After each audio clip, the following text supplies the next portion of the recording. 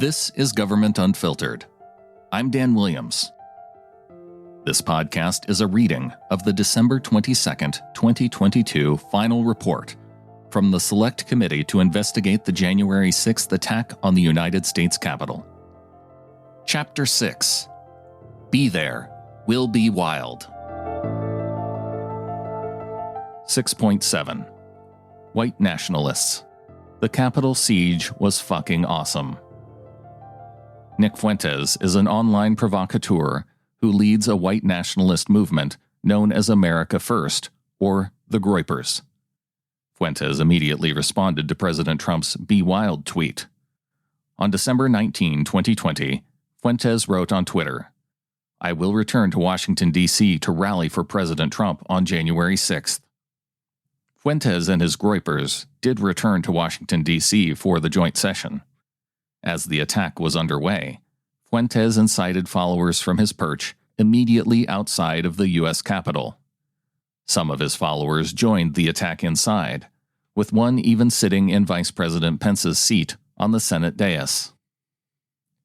Fuentes and a fellow Groyper leader, Patrick Casey, rose to prominence in 2017 after rallying at the Charlottesville Unite the Right event.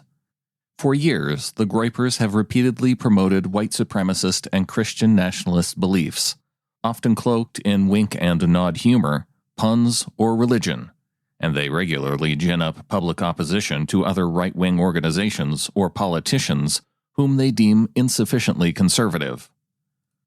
Fuentes was a key voice for Stop the Steal conspiracy theories leading up to January 6th.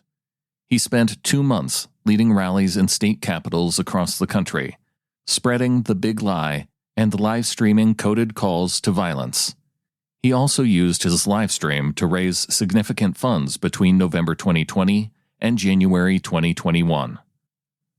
On November 9, 2020, Fuentes promised, "Groypers are going to stop this coup."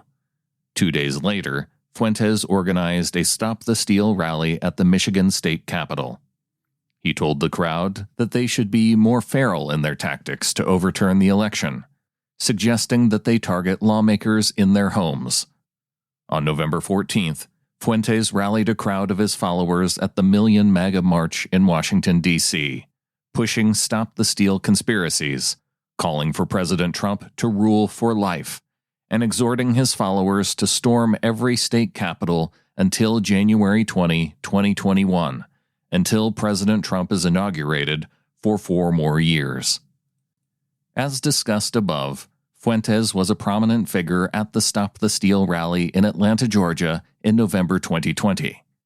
He promoted election conspiracies, criticized the Republican Party, joked about the Holocaust, and denounced former Vice President Biden as illegitimate. Fuentes also suggested his followers intimidate politicians in their homes. On December 12th, Fuentes again rallied a crowd of supporters at the Stop the Steal events in Washington, D.C., calling for the destruction of the Republican Party because it had failed to overturn the election. As others spoke at the Jericho March rally, Fuentes headlined a Stop the Steal protest just a few blocks away. On January 4th, Fuentes suggested that his followers kill state legislators who don't support efforts to overturn the 2020 election. As discussed in Chapter 2, President Trump and his surrogates were pressuring state legislators at the time to do just that. Fuentes complained that his side had no leverage. Fuentes then asked, "What can you and I do to a state legislator besides kill them?" He then quickly added, "Although we should not do that. I'm not advising that, but I mean, what else can you do, right?" On January 5th, Casey advertised the marches in Washington, D.C. on his Telegram channel and provided repeated updates on the logistics of getting into the city. Casey also spoke to his followers about the next day's rally on a live stream on D Live. As discussed in Chapter 8, the Groypers clearly played a role in the January 6th attack. They even planted their flag in the inner chambers of the U.S. Capitol. Fuentes crowed about the attack the day after, tweeting, "The Capitol siege was fucking awesome, and I'm not going to pretend it wasn't. In another tweet on January 7th, Fuentes wrote, "For a brief time yesterday, the U.S. Capitol was once again occupied by the American people, before the regime wrested back control." Despite his boasts on Twitter, Fuentes exercised his Fifth Amendment privilege against self-incrimination and refused to provide information about his organizing activities to the Select Committee.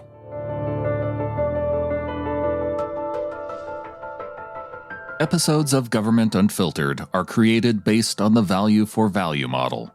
I create the episodes, and you can decide what it's worth to you.